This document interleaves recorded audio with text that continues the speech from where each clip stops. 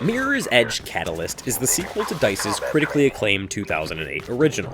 We follow the character Faith, a rebellious courier in a dystopian future. The gameplay is wholly unique, focusing on first-person free-form movement rather than gunplay.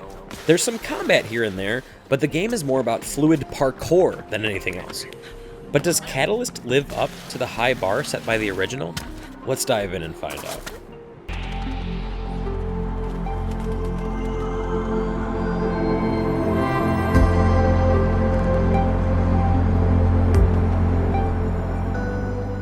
Mirror's Edge Catalyst is just as similar to its predecessor as it is different.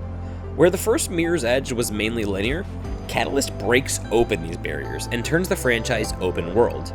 This adds and detracts from the overall experience, and I'll get into that later, but it's worth noting at the front. The game takes place in the city of Glass, which looks amazing. The art style and thematic colors in Mirror's Edge are very, very distinct. The entire world has that hospital-like cleanliness to it, you know? It's like everything has that shine you see in Windex commercials seconds before a rogue crow slams into a window. Anyways, the city is pristine. There's also some really cool plays with primary colors, which help you familiarize yourself in a somewhat similar-looking landscape. In fact, the entire game is visually impressive. Besides a few rogue glitches that I encountered, the game ran solid and never saw any large frame drops. The fact that the game runs without hiccup complements the gameplay immensely, ensuring you'll never be pulled out of an immersive free-run session due to some technical mishap. There's some really neat presentation effects on display here too, like the camera pulling out when you execute a particularly cool finishing move. This stuff all looks great and feels great to play as well, which speaks volumes for Catalyst's intuitive control style. It's not too different from the original. You use the shoulder buttons to jump and navigate, and while this feels a bit awkward at first, it ends up feeling second nature after a few hours. With that said, I can also happily say that the core gameplay is just as rewarding as it was in 2008. What? Shutting down! There's a certain fluidity to the gameplay that can only be found in Mirror's Edge. The kind of groove you get into when you're playing this is only comparable to like nailing a perfect run in Tony Hawk's Pro Skater 2. It's a unique experience that is barely attempted in other games and never replicated. There's few things more entertaining than wall running next to an enemy, ejecting from the wall directly into a swift kick at his head. Combine that with the continuous adrenaline rush from jumping from building to building like a suicidal Spider-Man, and you've got a pretty fun game on your hands. However, somewhere in the mix, Catalyst starts to feel bland. As a huge fan of the original, it's pretty easy to see where the problems come from. Firstly, the narrative being told here is laughable. I understand the oppressive nature of a dystopian future run by Mr. Clean, but there's more angst in this game than the middle of the Harry Potter franchise. He was that friend!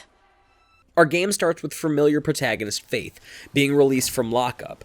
After meeting up with a courier friend, she takes off and immediately begins to fight the system, so to speak. Enter KrugerSec, the evil, faceless corporate entity, which happens to be our main antagonist. Most of the enemies are just helmeted guards or second-rate security guys with batons.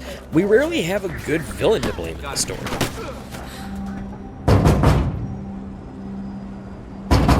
Easy there. Leave my door alone. The narrative attempts to throw some twists and turns in the late game, but without proper antagonistic force to root against, the attempt falls flat. Faith and her rebellion group are incredibly unlikable, with most characters coming off as selfish and brooding. Thank you. Would be nice. I'm gonna get some sleep.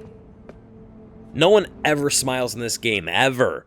The tone of the story is super bleak in comparison to the bright and vibrant visuals, but there's just no satisfaction in beating an enemy you barely know or even care about. 3, What the hell? 2, I said cancel. 1. Almost killed you. Sorry.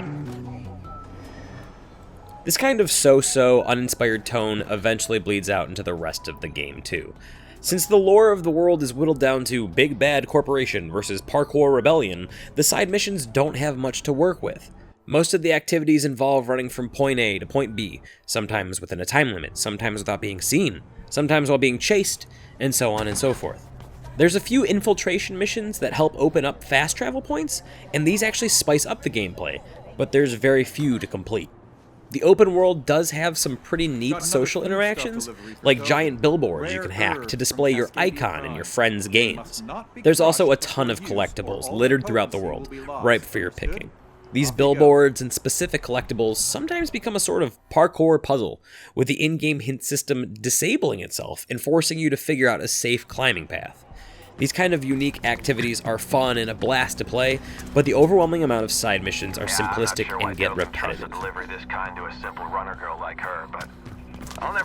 On the bright side, the game does reward you for completing side missions with experience and cosmetic upgrades. Faith has a sort of parkour skill tree with unlockable gear and abilities to access.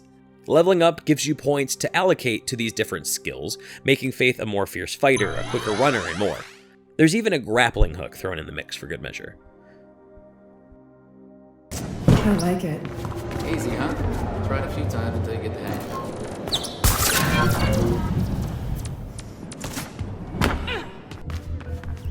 Let's take a look at the entirety of Mirror's Edge Catalyst. You get an open world game that is absolutely great looking with some fantastic gameplay mechanics. The main path runs a solid 10 hours and the missions are entertaining. However, the narrative built around those missions is uninspired and mediocre. There's a great deal of side missions and activities to complete, but some of them are repetitive or all too similar. There's a whole lot of pros and cons to Mirror's Edge Catalyst, but one thing remains true. There is nothing quite like it. If you're a fan of the original game, you will enjoy Catalyst without a doubt. It's important to temper your expectations though, so you do know that you're getting a mixed bag.